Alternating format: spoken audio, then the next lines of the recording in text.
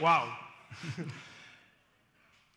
Buenas tardes para todos. La verdad que es un privilegio para nosotros poder estar acá y compartir este camino, este proceso que llevó muchísimos años, muchísimo trabajo, muchísimo esfuerzo y un montón de gente que estuvo atrás de todo esto.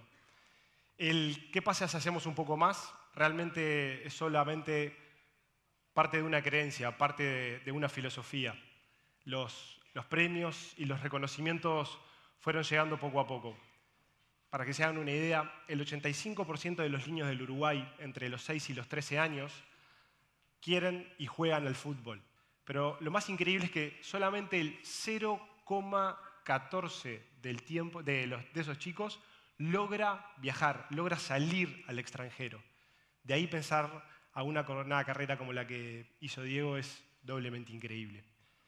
Generalmente uno en una empresa, en su carrera, cuando se recibe, con el tiempo crece, madura y las cosas, a medida que uno se esfuerza mucho, van apareciendo. La realidad es que acá no. No hay una universidad para el escolar, para que esté pronto para ser deportista, para estar enfrente de una cámara, para que la presión vaya alrededor de todo eso. Entonces, todo pasa antes, todo se hace antes. Ser deportista es algo complicado desde muy temprana edad. No salir, entregar su vida social, de alguna manera también hasta en el liceo, las cosas que comparten, es todo el tiempo tengo que liberar toda una serie de actitudes para poder aferrarme a este camino que algunos llegan. Y eso lo tengo que hacer con mucha fuerza. Pero el camino no es fácil. En ese camino hay muchísimas frustraciones en las cuales uno tiene que absorber para poder seguir avanzando. Primero, buenas tardes. La verdad que no esperaba tanta gente. Es algo totalmente nuevo para mí. Y como dice Santi, si miramos los números, las estadísticas, creo que le cortaríamos los sueños a muchos niños. Y nos damos cuenta lo difícil que es ser un jugador profesional.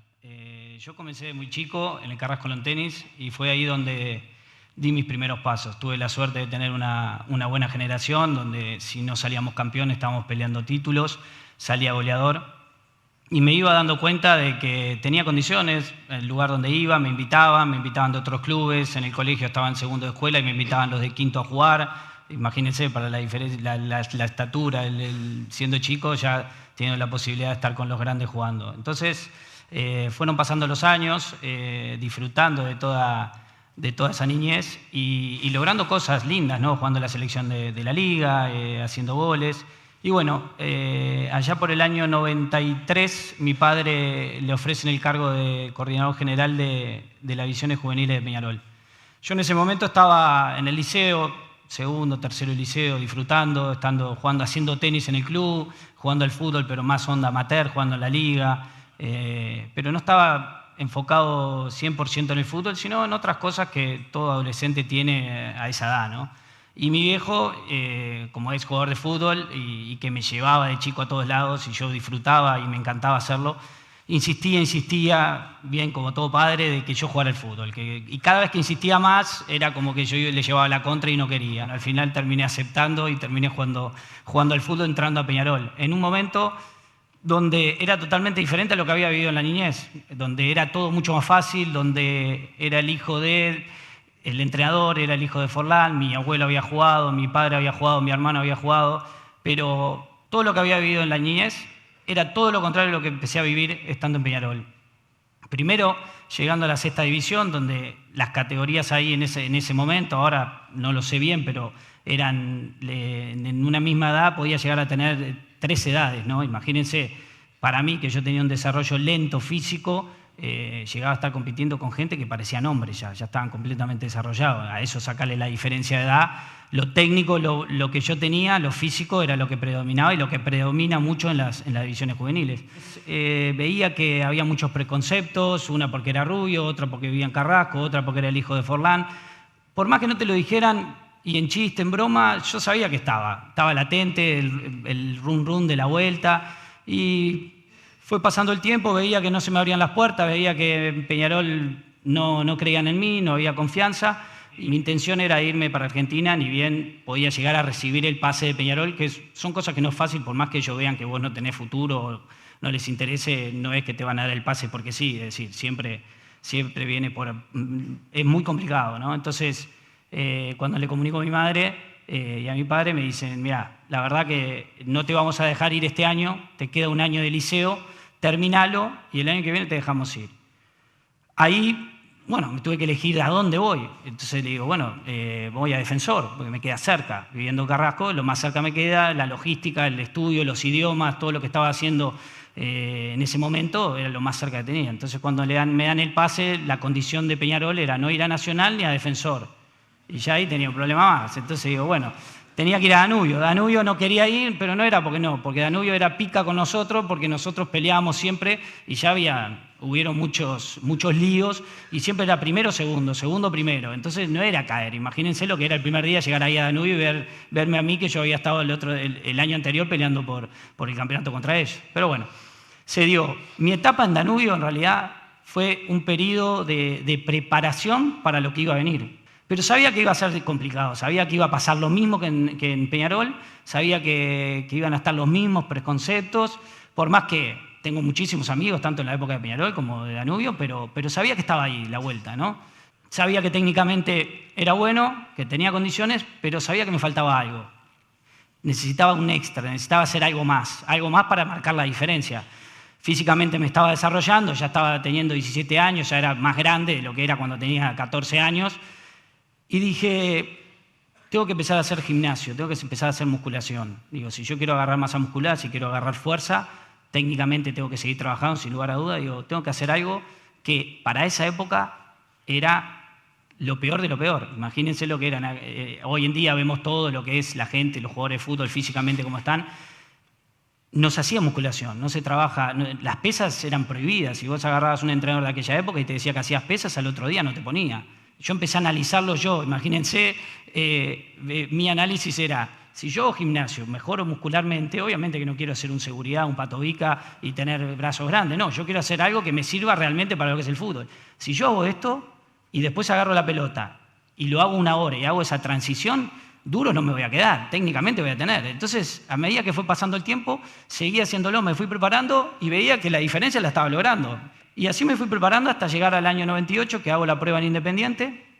Ni bien llego, hice goles todos los partidos, me prueban en tercera, que no era la primera opción, pero vieron que andaba muy bien, y también hice goles, y bueno, y ahí se me cumple el sueño. Y ahí comencé a sentir realmente lo que era jugar al fútbol, dedicarme 100% a algo que me encantaba. Imagínense si lo hacía cuando tenía liceo, cuando tenía idiomas, cuando tenía cosas extracurriculares. Imagínense llegar para mí en ese momento, vivir del fútbol y poder hacer algo que para mí era un juego, que era un juego de chico y lo viví de esa manera toda mi carrera. Entonces decía, si yo acá no sigo de la misma manera y haciendo más y más y más, no voy a poder marcar la diferencia. Ese más y más y más terminó siendo algo que lo necesitaba. Era hasta el día de hoy. Imagínense, yo pasé por todos los equipos y a veces me sentaba y hablando con Santi y me sentaba y miraba a mis compañeros en Atlético de Madrid o en Manchester y los veía que llegaban, se iban y yo decía, yo no podría ser un jugador como ellos, sin menospreciar a nadie. Ellos rendían a su manera, yo necesitaba esa seguridad de hacer más, de trabajar, de hacer gimnasio, de hacer técnica, de tirar de zurda, de tirar de derecha. Todo eso era necesario. Y eso fue lo que me permitió a mí en Independiente poder hacer goles, poder empezar a ser conocido. Y a medida fue pasando el tiempo y empezaba a jugar en la cancha de San Lorenzo, en la de Boca, en la de River, cosas que siempre fue un sueño. Y por el año 2001 aparecen los rumores de irme para Europa. Me llama el representante un día y me dice, está el Manchester United interesado en vos. Le digo, yo me acuerdo que estaba de vacaciones, le digo, me está jodiendo. Digo, no. Imagínense, habían pasado 6, 7 ofertas, digo, no ofertas concretas, pero rumores de que podía irme a ciertos equipos, en Italia, España e Inglaterra, pero ninguna se había dado. Entonces cuando me dice el Manchester United, digo, no, es una broma. Está bien, cuando me lo dijo Cortés, digo, está bien, seguí con las vacaciones, digo, acá no va a pasar nada, como no pasaron con otras 6, 7 ofertas. Y terminé en el enero del 2002 llegando al Manchester United. Ni bien llego el día que me reciben en el club, voy al estadio, al Old Trafford, y me encuentro, ni bien llego como para firmar el contrato, encuentro a Sir Alex Ferguson que me estaba esperando. Imagínense, ¿no? Para mí, entre que yo hablaba inglés, entendía perfecto y todo, pero me hablaba escocés rápido, no entendía nada. Pero lo que me dio esa imagen, y lo que me dio ese momento, y lo que me dio la experiencia de estar en el Manchester United, es como hoy, como Genexus, que vos ves, una empresa grande, que tengan ese baño de humildad, una persona como la cabeza del proyecto como es Ferguson, me estuviera esperando para hacerme recorrer el estadio de Manchester United, de Old Trafford, abriendo puertas y encontrando a, ¿cómo andás, Juan? ¿Qué haces, Sir Alex? No, obviamente a él hay que nombrarlo Sir, porque es la reina le puso la insignia y de eso tiene que tenerla, ¿no? Entonces no le puede decir Alex, le tiene que decir Sir Alex o Gafa, como una manera de decir entrenador, pero siempre con respeto. Y bueno, llego al club, me recibe él y veo que a medida que va pasando el tiempo, veo que me faltan cosas. Veo que técnicamente estoy bien, estoy preparado, pero si yo quiero hacer una diferencia y quiero jugar a nivel que tengo que jugar y lo que me exige ese lugar, necesitaba más. Entonces, imagínense si lo hacía cuando estaba en Independiente viviendo la pensión, lo que iba a hacer cuando estaba ahí.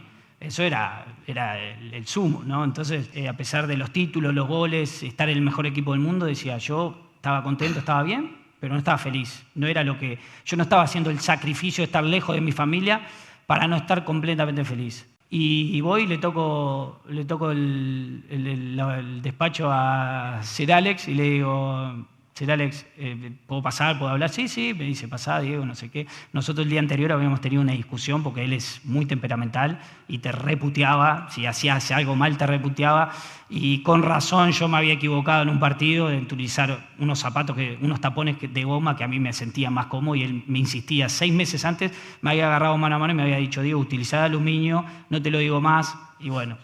Cometí el error de usar de goma, tuve la chance de hacer un gol, me resbalo por no tener esos zapatos, imagínense lo que fue. Llegué al vestuario, lo primero que hice, llegué al vestuario corriendo, porque ya sabía que venía para mí, me sacaba el zapato, cuando me voy a sacar el segundo lo veo entrando puteándome derecho a mí. El zapato hasta el día de hoy no sé dónde quedó, no me pregunté, ni lo pedí ni lo busqué, porque después de él, me puteó el capitán, me putearon todos mis compañeros, completo fue. Así que imagínense lo que era ese momento de agarrar y golpear la puerta del despacho y decirle, Sir Alex, ¿puedo hablar con vos? Sí, sí, pasá, no era rencoroso, se reía de ese momento. Y bueno, y le informé y le dije, mira, la verdad, estoy feliz, agradecido por tener la oportunidad de estar acá, pero necesito algo más. Diego entró en una concepción de tener claro cuáles eran los sacrificios o cuál era su conducta, su disciplina que tenía que tener para eso. Lo primero es que durante casi 4 años las vacaciones desaparecieron. Realmente cuando un jugador está a lo largo del año, particularmente en Inglaterra se juegan muchísimos partidos y entras en un ciclo todo el tiempo de partido, me preparo, entrenamiento, es muy rutinario y te queda muy poco tiempo libre. El desenchufe no es solo físico, ¿no? Sino principalmente de la cabeza para poder aflojarlo. Cada vacación que nosotros teníamos ventanas de mejora de determinada área. Entonces estudiamos qué impacto podíamos tener y a partir de ahí generábamos un objetivo y íbamos a buscarlo. Y así pasó durante mucho tiempo. Él probablemente estaba acostumbrado a lo que podía ser el centro de alto rendimiento del Manchester, donde tenía casi absolutamente todo lo que un deportista necesita. Entonces cuando yo le presenté el lugar que íbamos a trabajar, se complicó.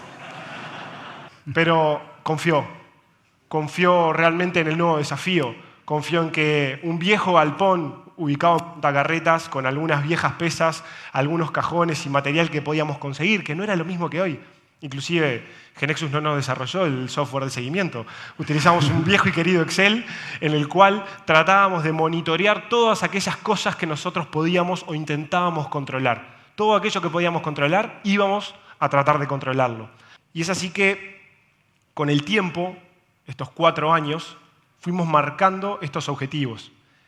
Las cosas, por suerte, y todos esos premios y esos logros, esos laureles que Diego fue obteniendo, de alguna manera generaron un efecto de ancla, una comprobación de que el camino que estábamos transitando era el correcto. Tuvo una evolución increíble, transformar de un Diego atleta, muy buen atleta, a un buen deportista, a un súper deportista.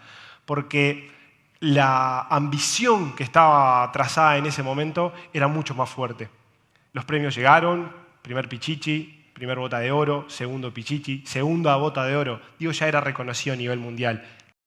Después de una eliminatoria complicada, ¿no? Como la que estamos viendo hoy en día, por suerte, nos tocó, una vez que clasificamos al Mundial después del repechaje con Costa Rica, ya en mi cabeza ya estaba pensando lo que se iba a venir. Lo que estaba viviendo, obviamente, en ese año en el Atlético de Madrid, que también era muy importante, pero lo que iba a venir, que era el Mundial. Presionamos mucho más de lo que debíamos. De hecho, con cierto grado de inconsciencia. Esa inconsciencia que se necesita para, muchas veces, dar ese paso. Que si uno sabe lo que va a pasar, quizás no lo da. Hasta ahora fue prepararnos para mejorar. Y a partir de ahí tenemos la oportunidad, la ventana de concretar algo. Para la edad de Diego en ese momento era ahora o nunca. O sea, fue poner o todo o nada. Y fuimos conscientes de eso, la verdad, les miento si les digo que sí. Fuimos unos dos grandes inconscientes, él mucho más que yo porque él tenía todo para perder. Esa presión nos sirvió para tratar de visualizar cuáles eran las cosas que venían por delante. En ningún momento desvió el objetivo final, que era el proceso mundialista. La realidad es que el final es un final feliz, todo el mundo lo sabe. Nosotros venimos acá a hablar de finales felices, venimos a hablar de un proceso, de la actitud que uno tiene que tener. Luego de un año duro, después de venir de ser el mejor jugador del Mundial, de ser el goleador, llegar al Atlético de Madrid 7 meses después, imagínense verme a mí sentado en el banco, no porque estuviera sentado en el banco, pero por lo que se venía. Me tocaba un momento totalmente diferente a lo que había vivido el año anterior, donde estaba siendo uno de los jugadores principales con otros compañeros, haciendo goles, llegando en instancias decisivas, y me encuentro 7 meses después, estando en el Atlético de Madrid, sentado en el banco, y no teniendo la misma preparación que iba a tener, que había tenido el año anterior. Entonces, esas incertidumbres, ¿no? Pero a su vez me permitió trabajar muchísimo más fuerte. Llego a esa etapa, a ese periodo, seguimos trabajando de la misma manera que lo hicimos para el Mundial. La Copa América, yo, obviamente que después de haber vivido el Mundial y se venía la Copa América, era como, había que confirmar lo que habíamos logrado, por más que sabíamos que era complicado, porque el nivel sudamericano es muy bueno y el nivel mundial hoy en día de las selecciones, sea la que sea, sabés que por más tengas un buen nivel, un buen equipo, podés perder con cualquiera. Y para mí en lo personal era algo mucho más importante. Mi abuelo había ganado 2 copas, mi viejo había ganado una Copa América y tenía la posibilidad de poder de quedar en la historia a nivel mundial de una misma familia, tener 4 Copas América, imagínense. Entonces la motivación era espectacular. No era que iba por la Copa, pero sí iba por el hecho de lo que estaba viviendo, que era espectacular. Después de venir el Mundial a esto, todo durante mi carrera fue hacer un poco más, siempre, digo, no importara los preconceptos, si era rubio, si era de Carrasco, si no podía jugar o cosas. Siempre utilicé todo ese sentimiento de injusticia, el que de bronca, momentos donde pensaba que tenía que jugar y cuando estaba en el banco era culpa del entrenador y no era culpa mía, en vez de quedarme con brazos cruzados, en todo momento utilizaba todo ese combustible, toda esa bronca para hacer un poco más. Y ese poco más que estaba haciendo, sabía que me hacía efecto. Entonces decía, al revés, era como que me alimentaban, era como que a veces necesitaba esa bronca o ese sentimiento de injusticia o momentos donde estaban todos contra mí para utilizarlo para decir, necesito dar un poco más. Me estoy quedando, veo que estoy haciendo poquito. Poquito era ir antes, entrenar y después quedarme un rato más. El poquito más era ya entrenar de tarde, entrenar de noche, entrenar de madrugada, ¿no? Sea tenis, sea golf, yo lo hago al 100%. Es mi forma de ser, mi manera de ser. Lo intento hacer de la mejor manera. Imagínense, hemos hablado de muchas cosas que me fue bien. Tuvimos un año en el Inter de Milán que fue todo al revés. Me fue todo mal. Me lesioné, no jugué poco, no me ponían, y si me ponían no andaba bien, no hacía gol y me ponían fuera de puesto. Es decir, hicimos todo lo mismo que hicimos durante más de 10 años, lo hicimos en el Inter de Milán. Los mismos descansos, la misma alimentación, el mismo trabajo. Nos encerramos en un verano, me quedé sin vacaciones solo para trabajar. Llegué a Italia, me lesioné a los 2 días. Es decir, era todo en contra. Pero lo único que me dejaba tranquilo era que siempre intentaba dar lo mejor de mí, siempre intentaba dar un poquito más. Y eso es con lo que me quedo. Digo, a veces los resultados se dan y a veces no, porque he tenido momentos en mi carrera y altibajos, pero siempre estuve tranquilo conmigo mismo porque siempre intentaba dar lo mejor de mí. Muchas gracias. Muchas gracias.